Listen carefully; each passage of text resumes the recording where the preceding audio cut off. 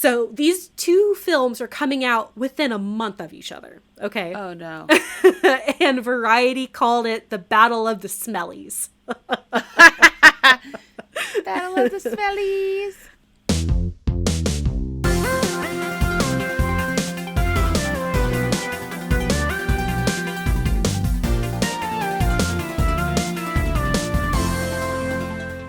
Welcome to Ill-Equipped History. We're two best friends who try their best tell you about things from history. Yeah. Remember, we're those bitches. We're your bitches. We're your history bitches. I want a t-shirt that says that. Okay, that's our next merch idea. Perfect. I'm Morgan, joined by my co-host and best friend, Emileigh. Hey! Emileigh, I have a question for you. I might have an answer. Pretend you watch movies. Okay. Or just thinking back, have you ever gone to a theater and had an experience that was different than like a normal theater experience where they tried to bring more into it?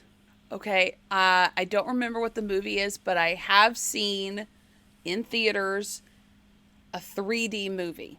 And I think that's about as wild as it's gonna get for me. Okay. You know what? That's fair. I think that's most people's experience.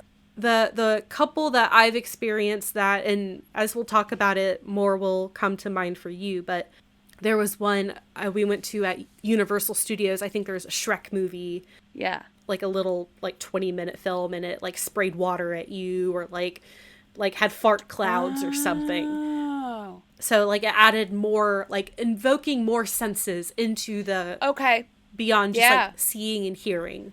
It's giving the Alien versus Predator ride experience thing I went on when I was but 7 years old at Disney, and it left me traumatized for life because I thought it was real. Yeah. I thought I was dying that day. But yeah, they would like spray water on your neck and like hot air on your face to make you feel like you were in it. Right. Far too young to be in there. I don't know who let me in there. But yeah, it's giving that. I see where you're going with it. Yes. So I talk about this to introduce our topic for today. So let's get into our skit and we'll get into some more detail. This is exciting. Attendees are milling about at the 1939 World's Fair in Queens, New York City. A man with a thick Swiss accent is calling people to attend his booth. Come one, come all, for an experience like no other. Experience my new invention, Vision. See and smell a motion picture like never before. Interested onlookers go into the theater, where they view a brief film titled My Dream. Pipes under each chair waft in scents that help accentuate the storytelling of the movie. Upon exiting, the attendees converse. Well, that was a crazy experience. It was like I was in the movie. I know, right? It was weird, though. Like, I forgot I was in real life. Yeah, like I said, like we were in the movies. I wonder how that worked. I'm not sure if I want to smell every movie I see, though. I have a headache now. Though moviegoers at this event would experience the motion picture accentuated with smells, it would be another 20 years before a feature-length film utilized timed smells with the events of a movie. The invention of smell-o-vision has intrigued eccentric movie makers for decades and has a continuing legacy to this day. Amazing. Amazing. I want to smell TV. I know. Well, they're working on it. We'll talk about it. Are they really? Yeah. Ah. Yeah. Also, you know it's going to be a good episode when we start off at a World's Fair. So much fuckery goes on at World's Fairs. Yes. That's where the eccentric, brilliant minds come together to talk about their weird inventions and thoughts and feelings and stuff. Like the washing machine. Right, exactly. Like a at-home washing machine. Yeah, who'd have thought? So I got this idea. I bought a book like at Sam's Club forever ago called Stupid History because I didn't have any ideas and I was flipping through it and I saw Smell-O-Vision and I was like, you know what? Let's do that. We're going to do an episode on Smell-O-Vision today. Love it. Love it. But the use of smell in visual storytelling did not start with Smell-O-Vision. It dates back to the ancient Greeks, where they would use flowers or incense or perfumes to help set a scene during a play, up into the 1800s, where pine needles could be used to invoke a forest during a stage production, or someone would cook to make it smell like a kitchen, to really get you into the mindset of what you're seeing, this environmental storytelling. I did not know they did that. I didn't so either. Cool. I know. And it's done to, like I said, help with the immersion of you being in the story and invoke emotions. Like if there's an emotional scene in a kitchen and you smell like home cooking and it makes you think of your own home kitchen and growing up, smell is very, very closely tied with memory and emotion. And actually, this is my, I know why. Because I learned this in college, because I was a psychology major. And the reason smell is so closely tied to memory is because your olfactory bulb that helps process smells in your brain is right next to your hippocampus, which stores memory. They're like literally touching. So the shortcut, it's the pathway to smell and memory is like instantaneous. So that's why like you can smell a smell and it just takes you back to somewhere. And it could be a totally random smell. Like one weird one I can't describe the smell to you, but it takes me back to my very first time at space camp when I was like 11. Yeah. And I'm transported back there and I cannot tell you what the smell is, but I smell a very specific smell. And I'm like, wow, I'm back at space camp. I'm like 20 years prior. I hate going to hospitals because of the smell of it. Right. Because it reminds me of how much time I spent there with the car accident that I was in. Yeah. It's not like super traumatizing or anything. I'm just like, the smell of a hospital. It literally does that. It takes me back. Yeah. Huh. So there's a reason for that. That makes sense. A couple other examples of smell used in visual storytelling, like in 1868, there's a performance of The Fairy Acorn Tree at the Alhambra Theatre of Variety in London, and it used perfume that was sprayed into the crowd. Oh. The very first instance of smell in a movie theater took place in 1906. It was, the film was a newsreel about the Rose Parade in Pasadena, California, and they used rose oil in the family theater in Forest City, Pennsylvania. So the film was about the Rose Parade in Pasadena, and it was being filmed or shown at the Forest City, Pennsylvania theater, and they used rose oil to invoke the smell of roses to put the viewers into the Rose Parade. That's really cool. Yeah. And it kept going from there. In 1916, floral smells were used during a screening of The Story of the Flowers short film at the New York Rivoli Theater. In 1929, lilac perfume was used during Lilac Time at Fenway Theater in Boston. And at the New York premiere of the Broadway Melody, they used perfume sprayed from the ceiling. I'm seeing a lot of flower. Yeah. That's probably the easiest thing you could use. Least offensive. You don't want to stink everyone out of the theater, Right. You don't want like a scene where there's like a horse-drawn carriage going by and you like smell the drops actual a shit. pile of horse shit in the little baggie that catches it. Yeah. No, but like, I mean, I think it'd be really cool if you could, there's a scene where you are going by a bakery and they waft fresh bread scent. Yeah. Well, let me tell you about a man who tried. Okay, tell me about a man who tried. So this man, his name is Hans Laube. And I looked it up. This is the German pronunciation because I tried to look up the Swiss pronunciation and it only showed up German. So I hope that's right. I know they're right next to each other. But Hans Laube, he was born in Zurich, Switzerland on February 21st, 1900. I don't know a lot about him as a person. Unfortunately, I tried to look him up. There just wasn't a lot. Yeah. But he became known because in 1939, he created a system he called scent-o-vision that could pipe smells to individual theater seats. Okay. And the first public use of this was at the World's Fair in 1939. The film was called Mein Traum, or My Dream. It was a 35-minute short film. And it used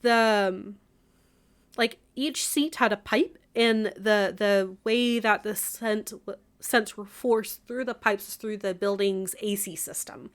Mm-hmm. So it wasn't like an additional motor or anything.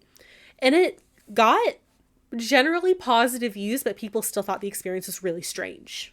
Right. It was just a new experience. Yeah. Like, because you're used to just seeing a film, not smelling it too. I can see where, like, it could be overwhelming at first. Right. Yeah. And he started trying to sell his idea to investors and movie producers. And even Walt Disney considered the use of smell for the film Fantasia. Okay. I don't know how that would have gone off, because Fantasia got a lot of mixed reviews. Yeah. And I don't know if it would have helped or hurt. I don't know either. And he decided not to because of the cost. And most people, basically everyone was like, no. And it got to the point where Laube had to actually go back to Europe because in 1946, because no one would buy his idea because of the prohibitive cost of installing his device into a theater. Yeah. In 1946, it cost between $15,000 and $1 million. What?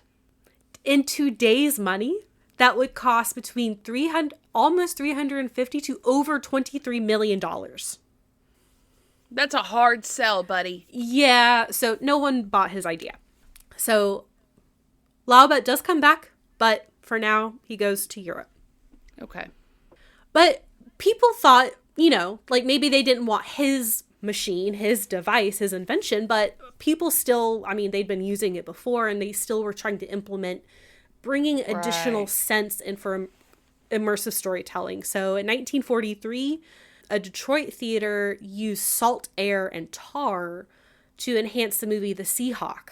Oh, okay. And then in the film Boomtown, which stars Clark Gable, Spencer Tracy, and Hedy Lamarr, this Detroit theater also used different smells for, like, each character had their own motif of smell. So, like, anytime Clark Gable was on screen, you could smell tobacco. Anytime Spencer Tracy was on screen, you could smell pine.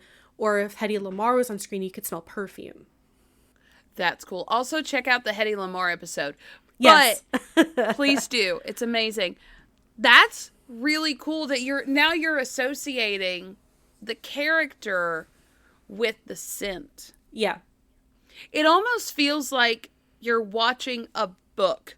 And I know that that's pretty much kind of what a movie is, but like a lot of times if you are a romance novel reader like I am, they will associate a person with a scent. Yeah. And that's what it's reminding me of. It's like typically when you're watching a movie, they're not telling you the dude smells like pine cones and cinnamon. Yeah. They're just not giving you that. It would only be if it was like necessary to the plot, because like film is a great medium to tell stories, but there are restrictions, just like in any form of media. Yes. So the idea of like using additional senses to help with the storytelling, a lot of people thought it was interesting. And you could take book adaptations where there is a romance novel, we're smelling pine cones and cinnamon again, and you actually get that experience. Mm-hmm. And you don't even have to say it, because it's those that would have read the book would know, oh, it's what's his face on screen. There's pine cones, and that's genius. And imagine the additional emotional connection that you would develop when you can like smell a character, and like even if they're not on screen, like if they're being talked about and like a little waft of their smell comes in, like it brings up that emotion of the character in a way like a music theme would. That is, probably something that you are missing. And I'm going back to book adaptations because I read more than I watch movies. Yeah. But yeah, that you would get more emotion out of that. Yeah. That's what it's missing. I need more sense. Well, we'll talk about more senses here in a second. Okay. So, as we're getting into the 1950s, a pretty big competitor comes into movie theaters, and it's personal televisions. Uh-huh. So now more families are getting personal televisions. They're not going to movie theaters to experience films anymore. So now movie theaters have to figure out how to up the ante and compete with television sets. So they're trying to go bigger and incorporate more senses. So one example is Cinerama, and this was a giant curved screen that like filled your entire field of vision for a film. And that would later go on to influence 70 millimeter Panavision, CinemaScope, and IMAX. I do remember growing up where we had, I believe in Athens, our hometown, y'all know that. There was one that had a slightly curved screen to it. It was like one of the like theaters within the theater had a curved screen to it. Yeah. It wasn't like surrounding you. Yeah, it wasn't like your entire field of vision. But this was pretty prohibitive because you had, like, there's a certain way it had to be filmed and it was expensive. And, like, you couldn't just put any old movie. It had to be filmed with, like, multiple cameras in order to fill the screen. Because then you would just have to, like, cut the verticalness of the film in, like, half. And it's going to do that. And then, I didn't know this, in 1952, 3D films start coming in. What? I did not know that. 52? 1952, 3D films started. 7 years after World War II, we're watching 3D films? Yes. They were very low quality and very, very expensive. Yeah, I bet. At the time. But still. Yeah. And it had kind of phased out by the 1960s until making its reemergence later when, we started growing up with 3D. Right. So the article I was reading also brought up this man named William Castle, who is known as the King of Ballyhoo. Oh, okay. And he would use props and such for his film screenings. So, like, during a scary movie, like a skeleton would swing into view from the top of the theater. Or there was one he had special glasses he called illusiono glasses that would allow viewers to see like hidden like specters or whatever on the screen that you couldn't see with the naked eye. I love this. There's another one where he had a film called The Tingler, and it was in his Percepto format. And each seat had a little like vibration around like the bottom of the seat. And in the film, there was a parasite that would like wrap around your spine, and then the seat would like tingle. And the only way to defeat the parasite was by screaming very loud. And so it, like the Vincent Price was in the movie, and he would tell the audience to scream, and so they would scream for the vibration to end in the seat. So it was very immersive storytelling. That is actually bringing me back to the Disney horror experience of Alien versus Predator. Yeah. I'd probably cry, but that's amazing. I mean, it was an experience. It's so immersive, like the glasses, the skeleton, like, could you imagine like birds going and they have like fake birds flying across in front of the screen. And you could feel like the wind from their wings or something. Like, that'd be crazy. So, like, you're in a boat scene and water sprays on your face for like a mist sprays on your face, or the wind's in your hair, you're on a cliff. That is so cool. Yeah. It's really, really cool. So technology keeps evolving in General. I tried to find more info about General Electric's version of smell aroma that they developed. I couldn't. But when Laube heard about General Electric's version, he came back to the U.S. and officially patented his Scent-O-Vision in 1957. Okay. So because these wacky additions to films and theaters were starting to become a little bit more socially acceptable, Laube found a partnership with a guy named Michael Todd. And Michael Todd, he was a producer who was known for his, quote, bombastic, larger-than-life productions on both stage and screen. Ah. Like, he produced a film around the world in 80 days, and he actually had wanted to include Scent-O-Vision in that. But that would be cool. It would be cool. Can you imagine, like, smelling all the smells of the different countries that the main character goes to? Oh my God. That'd be awesome. The smell of curry in India, Yeah. the smell of, I don't even know what, I'm just thinking of like ocean now, but like, you know what I mean? Oh, no, that would be such a cool experience. Unfortunately, Michael Todd his journey would be cut short because he actually died in a plane crash in 1958. Oh no. So sad. Very sudden. Also, he was married to Elizabeth Taylor. What? Yeah. Oh. So hell yeah. His son, Michael Todd Jr., picked up the mantle. Okay. After his father died, and signed Laube and his Scent-O-Vision and like bought, went partnership. Right. On the condition it be named to Smell-O-Vision. Why though? I don't know. Laube protested and said it was undignified. And this is what Todd said, quote, "I don't understand how you can be dignified about a process that introduces smells into a theater." I mean, if it's a catchier name, it's a catchier name, dude. Like, I mean, I will say Smell-O-Vision does kind of roll off the tongue a little bit easier than Scent-O-Vision. Yeah. And I wonder if there was something too, like, if the name was changed, if ownership would be a little bit different. I don't know. Because of the patent, I'm not sure. I couldn't find anything about that. But I do know that Michael Todd Jr. spent his inheritance on Smell-O-Vision. So he was very confident that this would be a very successful venture. Oh, I hope it turned out okay for him. So Laube had spent this time since 1939 continuing to improve on his design. Technology has changed in the past 20 years. So he changed it so in 1939 the projectionist would have to like put in all the smells manually. Right. But then he designed, they call it the smell brain.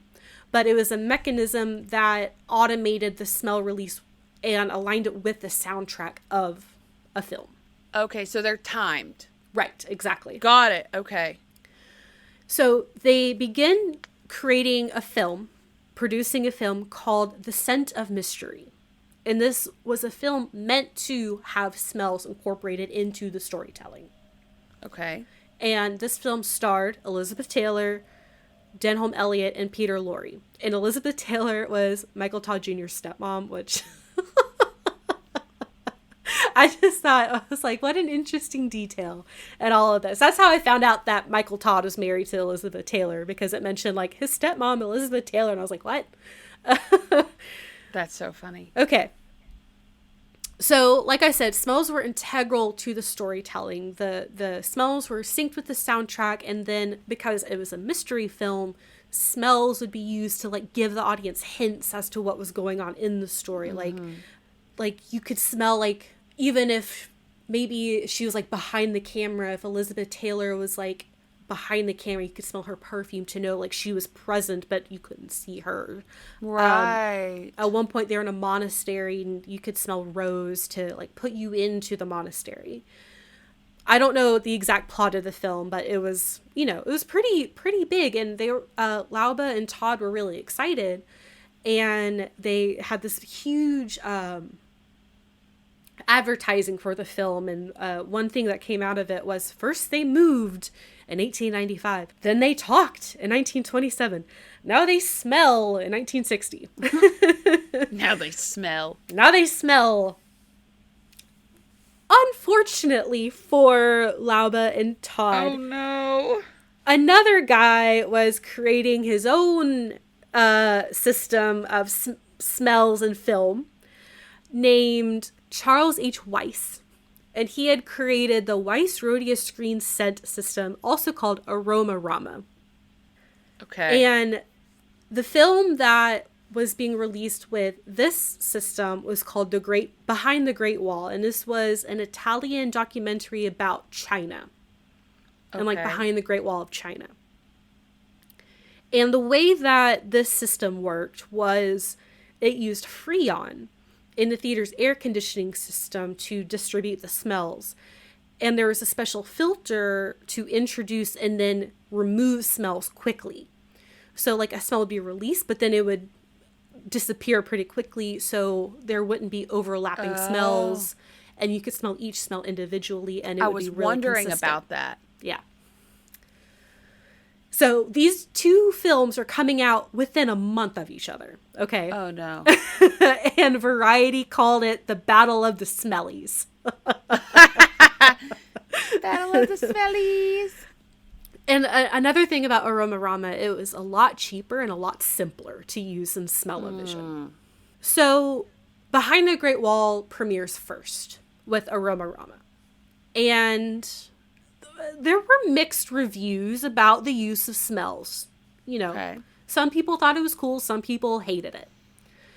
But Behind the Great Wall was a great success without the smells. It was like, people were like, this is an amazing film. Like, it should win all the awards. So now there's a lot of pressure on Scent of Mystery. Scent of Mystery released on January 12th, 1960. I'm so scared. It sucked.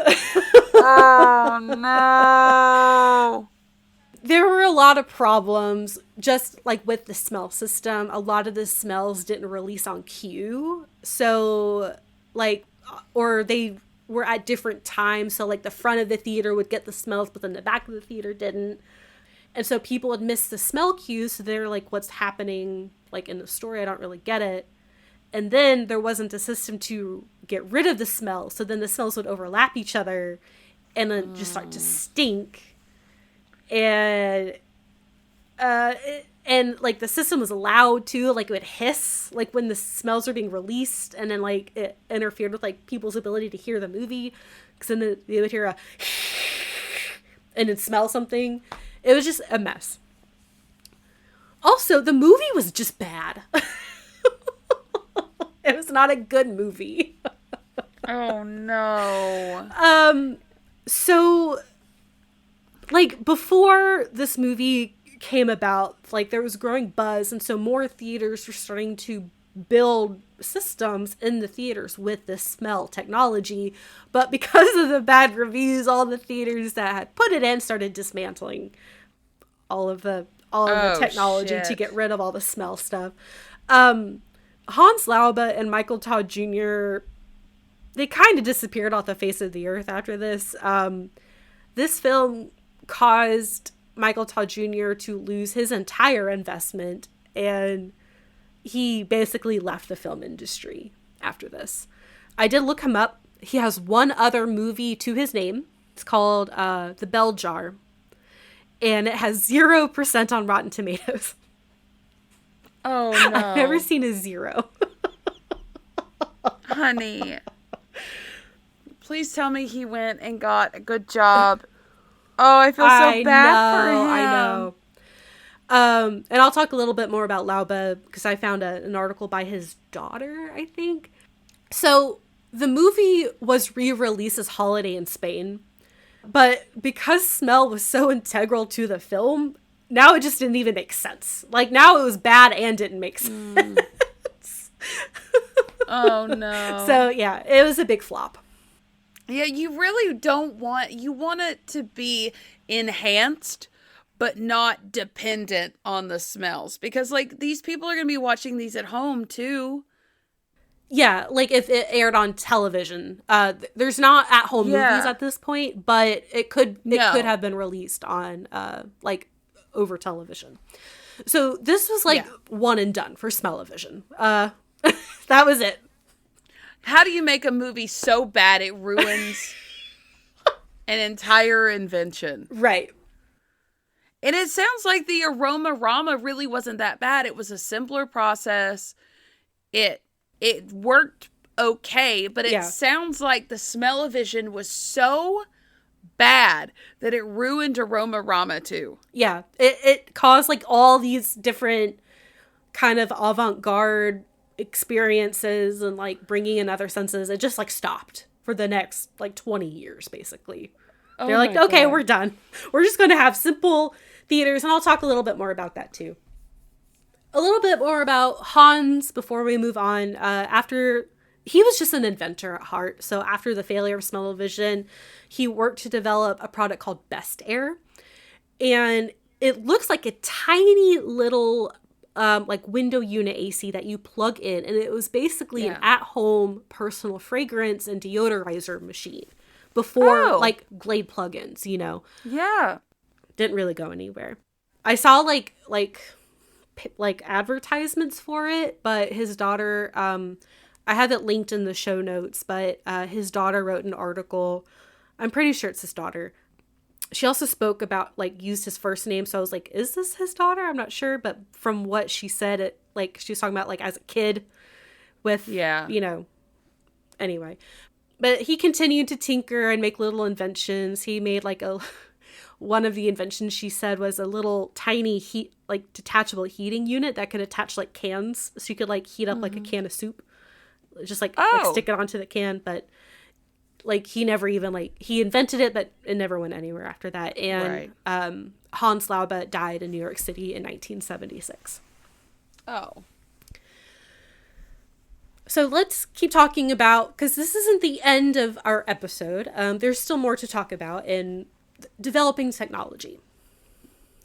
So in 1965, there is an April Fool's Day prank on the BBC, where there's a show that it was like a presentation on the BBC about how smells could be transferred through television. And the host was like chopping onions and brewing coffee, and then people were calling in being like, I can smell it. That's funny. So they tricked some people with that. But by the 1970s, the use of gimmicks was fading out because we're starting to get more big budget blockbusters coming out in the 70s. I mean, we have directors like George Lucas, Steven Spielberg, you know, they're like Star Wars. You don't need to add anything to Star Wars. Like, it's great as is. You don't need to add smells. There's some I haven't actually seen Star Wars, but looking at some of it, I don't want to know what that smells like. No, I don't either. I mean, there's literally a scene where they're in a sewer or a garbage can, basically. No thanks. And also space doesn't even smell. So but I mean, the film was enough on its own, and it like made millions of dollars. Yeah. And so I put in my notes, no more gimmicks needed. Movies were good again.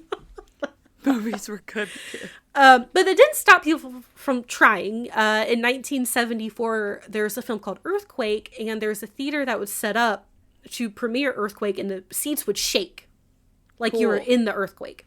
There's another film called Interfilm that was produced by Bob Bajan, and it was like a choose your own adventure style film. Okay. Where the audience could like vote to see what happens next in the theater. Like it was pretty short. It was like only 20 minutes, but it was pretty expensive. It wasn't profitable at all, but it like you can see this later in 2018's Black Mirror Bandersnatch on Netflix. It was a choose your own adventure film, basically. Yeah.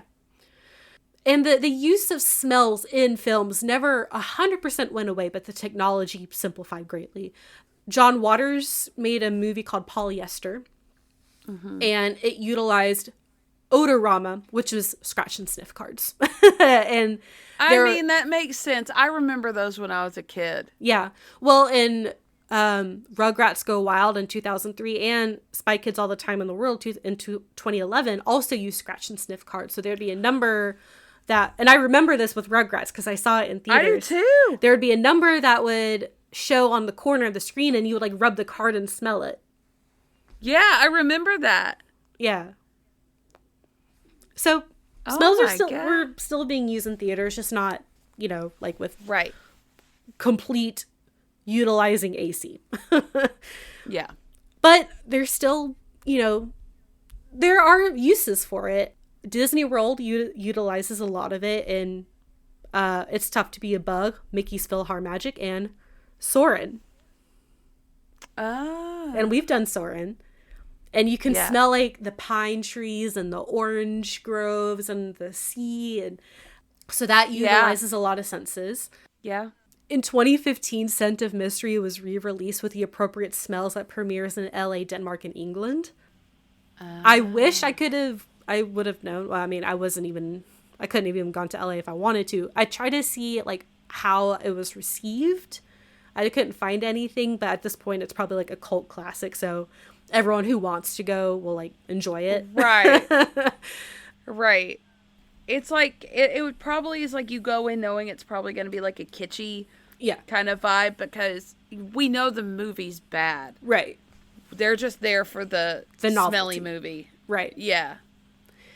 But there are still attempts to integrate smell with like VR, virtual reality, and television sets. So I found a few different websites and articles talking about modern day uses. So there's technology coming out of Japan developed by Haruka Matsukura at Tokyo University of Agriculture and Technology.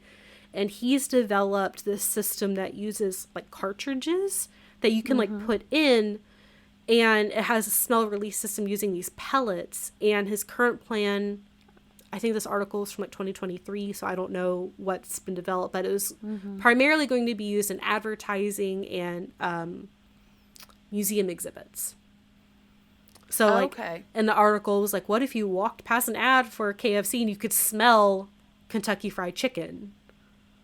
I bet that would be really powerful for advertising. Oh, that would hook me so fast. You kidding me? I walk by, smell some fried chicken, my southern heart is soaring. Taco Bell? Yeah. Taco Bell has me in a chokehold. Yeah.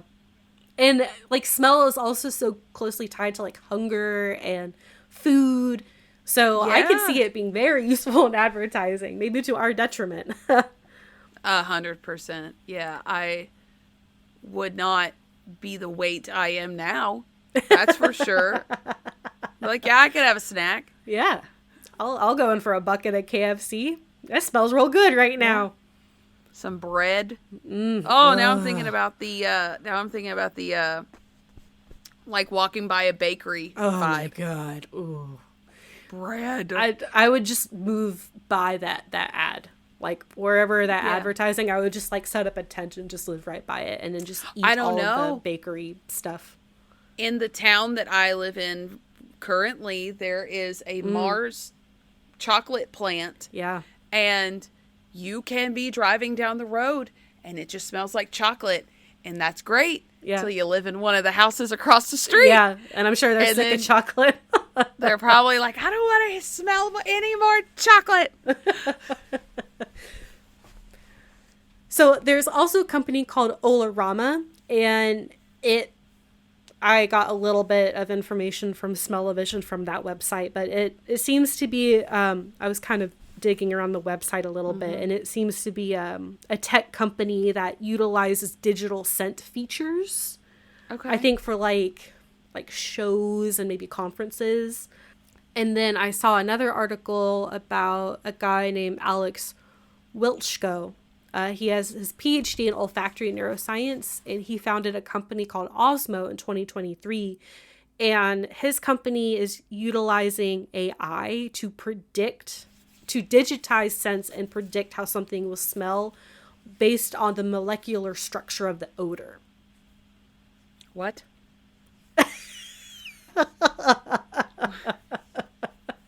I wish I could explain more. That's the most I could understand. But basically, from what I gather, is because, I mean, everything has molecules. Like, if it's a substance that exists, it has molecules, even smells. So, like, somehow his AI can, like, gather a smell, and then, because AI can't smell, it will analyze the molecular structure of the smell and then predict how it smells. And it was like fruity, floral, musky. I can't remember what the other one was, but somewhere along like this kind of continuum of smells. And then like his hope is to eventually be able to utilize that in the reverse, where AI could put together a molecule and then produce that smell. Is what I gathered is his plan. Okay. I'm trying to figure out why. But I guess like perfumes or... And it seems like to be for the like at-home televisions, like to be able to one day use this for like personal use, like to sync, and maybe for advertising too. I mean, imagine like you're watching TV at home and an ad for KFC comes on. I don't even eat chicken. I don't know why I keep saying KFC. I know.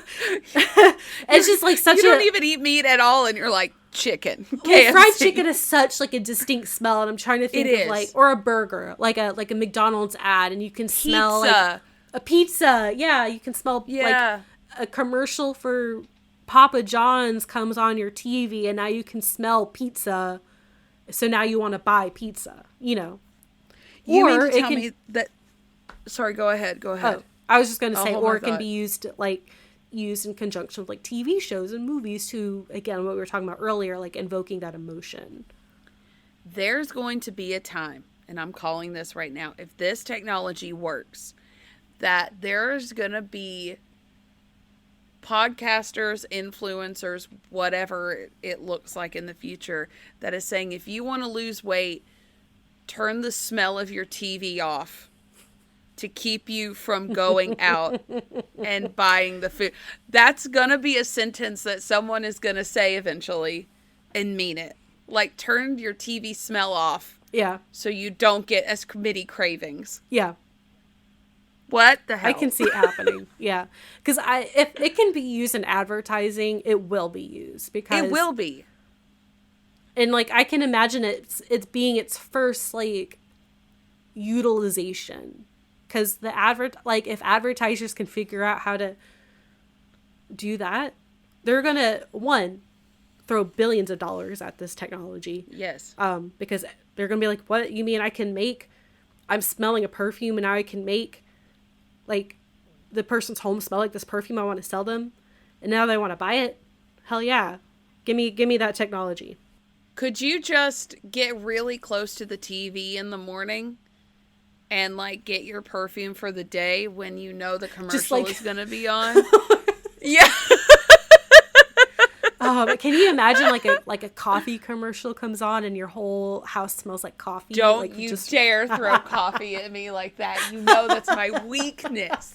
I was just thinking I live at the coffee shop. Like a Nescafe commercial, like... Because, you know, they always make coffee look so decadent in Nescafe commercials. And like, And I love coffee, too, but I wouldn't be able to stop myself. I couldn't resist. I would go to the coffee pot right then and there and make me a cup. I could not resist. And coffee's getting too expensive for that crap. The stuff I buy is $20 now, and I drink three cups a day. I think... I saw that the price went up, and I was like, I need to get myself under control. I can't afford this. This will ruin me.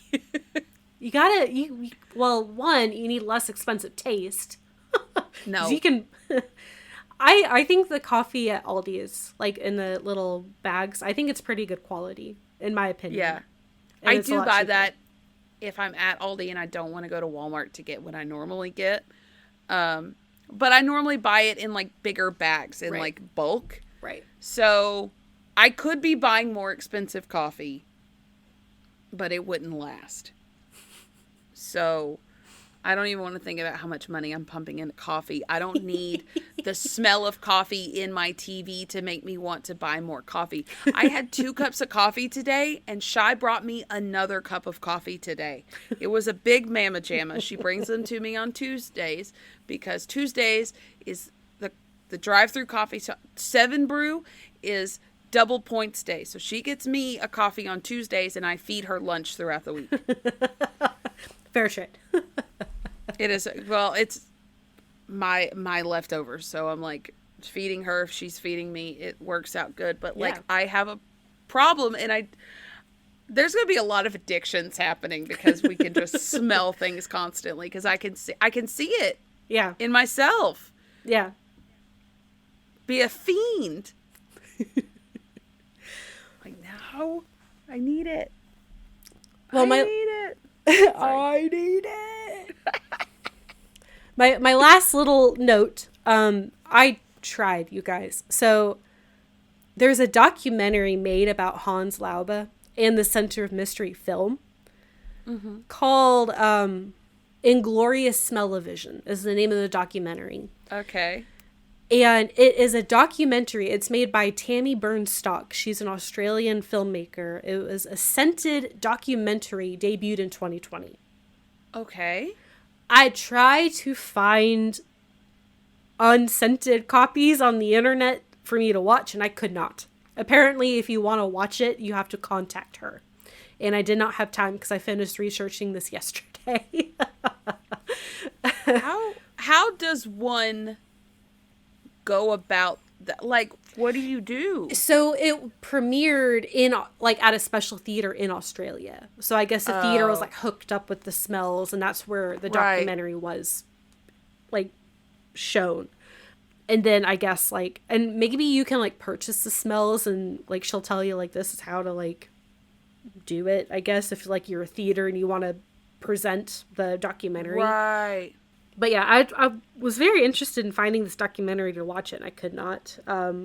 It may be on a pirating website. I don't know. I didn't look that hard. But it's not on any streaming services. So I wonder if you can offer to buy the unscented version. I wonder. Like, I would be like, listen, I'm a podcast. I mean, it's a little late now, I guess, but in theory, if this ever, I hope it wouldn't come up in the future again, but I don't know. Just be like, hey, I don't have the technology to smell the documentary. That's a weird sentence. Can you just give me, I will buy the unscented documentary. I know it's not going to be the best experience, but like, I'm trying to get info. Yeah. Ma'am. I wonder. I guess it would depend on how much it costs too. Yeah. Yeah. Do you have scratch and sniff cards? Out of curiosity. I'll use the scratch and sniff cards to watch the documentary. I feel like that'd be a lot cheaper than setting at my house. I wish they did that more. Because it can't be that expensive in the grand scheme of things. And like, kids eat that shit up. Like, I would definitely take the kids to the movie especially if there was a scratch and sniff. We just watched Zootopia 2 this past weekend. Amazing, by the way. Such a good sequel. Okay. Lots of little adult jokes that were hidden in there. So if you're an adult, definitely watch it. But the kids just kind of ate that up anyway. Like, they just love going to the movies. If there was a scratch and sniff card, we wouldn't be able to keep them out of the theater. Yeah, it's fun. It is fun. It's good revenue. Yeah. Well, that's what I have on Smell-O-Vision.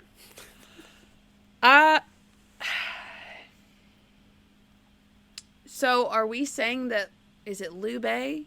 Laube. Laube. Okay. Laube.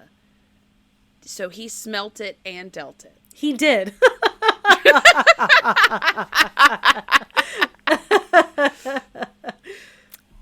I feel so bad for what's his face Jr. Michael Todd Jr. Yes, I'm sorry. I'm getting tired, so the names are escaping my brain. Yeah. But like, I feel so bad for him. I do too. Like, he spent all of his money on this technology in this film, and then it stank. And then the only other venture he had into producing, like film producing, was the bell jar, and it got 0%. Like, I was reading some of the reviews, like, of at the time it was like 1980 1980. I want to say it was like 1980 something. And the reviews were so mean. They're like, this film was terrible. Like, it had good actors in it, and they're like, the actors were also terrible, and we know they're good actors, and nothing could fix this movie. I want to watch it now. I want to see how bad this is. Next time you're in town or I'm with you, let's... We may need an activity, because I've heard it's the worst, the biggest sin of it is boring as hell. Oh, really? Yeah, that's why, like, people hated it. Like, it's not just, like, goofy bad, it's boring. Oh. Yeah. So we should do a puzzle. We should do a puzzle while watching Belchar. We could do that. It's piqued my curiosity. Watch this be like... guys, I really never watch movies, so watch this be like the movie I watch for the month. And you're like, wow, this is a giant waste of time. It's a waste of my monthly movie. It has made me never want to watch movies ever again. I mean, in all honesty, I probably watch a movie every, I don't know, 2 or 3 months. Yeah. So it would be like a commitment. Yeah. To watch a bad movie. But I used to watch with my brother really bad, like, B-rated movies, and sometimes those are fun. Yeah. Like we watched Night of the Lepus, and we cackled because they put a lion roar to an actual bunny. They built a small town and put just a bunny in the small town, and it was not menacing at all, just like wandering around, and everyone's like in the movie, like it'll pan to them like running and screaming, and then the bunny's just like there. I used to do that with my mom. We would watch, like, she would let me stay up late at night, and it was just the two of us, and we would watch like bad movies, and like my most notable one is Volcano, and it has a Tommy Lee Jones in it from Men in Black, and it is such a silly silly movie. Oh my god, the funniest one that I ever watched was with my dad, and it's called was something of the Alamos, Fight of the Alamos, something of the Alamo, but the movie is basically, I think it had Danny Trejo in it, but there were, it's called Chupacabra versus the Alamo. That's what it was. And the Chupacabras were the worst, like, computer edited chupacabras you'd ever seen. Their legs didn't move. If they needed to jump, it looks like you picked up an action figure and just moved them through the air. It bit off a dude's dick. Like a chupacabra bit off a dick. And it was so funny. And basically at the end, they're like holed up in the Alamo as a museum now. And they're like grabbing guns off the wall. These guns haven't been shot in hundreds of years. There's no way they would actually. They blew up the Alamo to kill all the chupacabras. That's amazing. I like vaguely remember Danny Trejo in it, but maybe it wasn't him. I don't know. Oh, but man. Like, it's so funny. And I could just do that motion of the legs of this chupacabra to my dad, and we both start crying. Like, oh man, that reminds me of Birdemic. It was like the swarm of like birds, but like every bird in the film was like the same, like I like 2D, or barely 3D, like flapping animation where they would just like stand in space. It's clearly like copy pasted all over the screen, and then they would dive bomb the characters and explode. It was incredible. What? How? And then the end scene is like, don't pollute the environment. What? Oh my god, there was one, and this guy had the best one-liner. So I don't know, Dad and I were watching again. I have no idea what this is from. I don't think we finished this movie.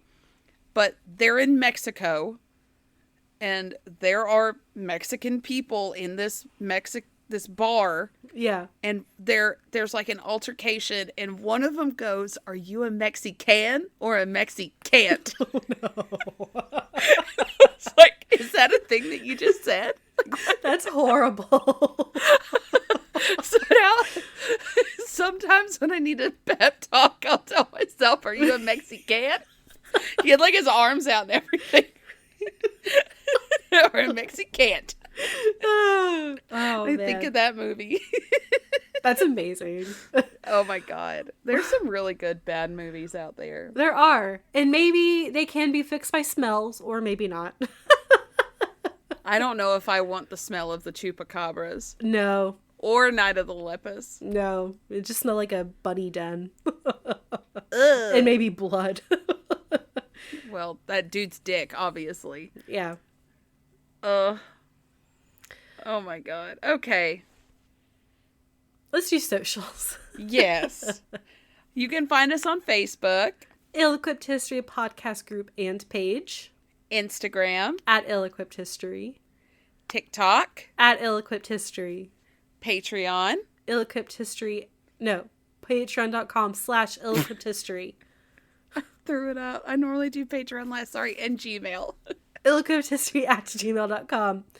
Oh man, I'm starting to really struggle. I have a bottle of I'm so tired. I have a bottle of hand sanitizer on my desk, and it literally went womp. I was like, oh no, maybe we should wrap this up. Yeah. I think the flu's catching up with me.